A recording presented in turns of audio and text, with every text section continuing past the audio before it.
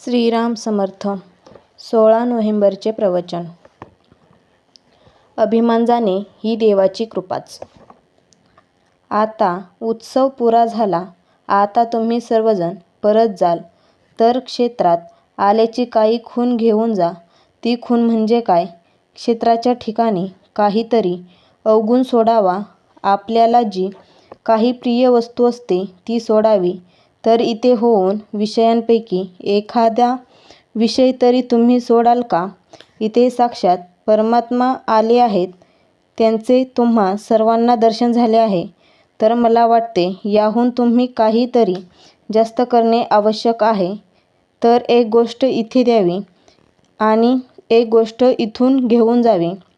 अभिमान इथे सोडावा आणि त्याच्या बदली देवाची कृपा घेऊन जावी. अभिमान तुम्हाला देता येईल का? अभिमान ही उचलून देण्यासारखी वस्तू आहे का? अभिमान जाणे म्हणजेच देवाची कृपा होणे आहे. अभिमान सोडू म्हणून सुटत नाही. मागे एकदा असे झाले की एक जण 3 वर्षेपर्यंत एके ठिकाणी बसून सारखे साधन करीत होता. मी एके ठिकाणी सारखे बसून साधन करतो आहे असे त्याला वाटत असे.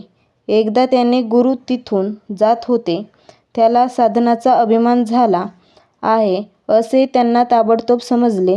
म्हणून ते त्याच्याजवळ जाऊन म्हणाले की तू इथे काय करतो आहेस? तर तो म्हणाला, मी इथे एके ठिकाणी बसून 3 वर्षे साधना करतो आहे. ते म्हणाले, वा वा, फार चांगले. तू आणखी 3च दिवस इथे सारखे बसून साधन कर, म्हणजे आतापर्यंत केलेल्याचे श्रेय मिळेल. तो तसे करू लागला. त्याला वाटले की 3 वर्षे साधन केले तर आता 3 दिवस करणे फारसे काय अवघड आहे. ते तर सहज करीन. पण गंमत अशी की त्याला गुरूने सांगितल्यावर तिथे 5 मिनिटेसुद्धा बसवले नाही. त्याला आतून कोणीतरी फेकून देते आहे असे वाटू लागले. खालून मुंग्या आल्याशा वाटू लागल्या आणि आजूबाजूने सारखी भीती वाटू लागली. तेव्हा आपली चूक त्याच्या ध्यानात आली आणि तो गुरूला शरण गेला. तो म्हणाला, मी आजपर्यंत अभिमानाने साधन केले, पण आपण करून घेतल्याशिवाय हे काही सुरळीत घडणे शक्य नव्हते. आपणच माझ्याकडून सर्व करून घेतले आणि आपण शक्ती दिली म्हणूनच माझ्याकडून हे साधन झाले.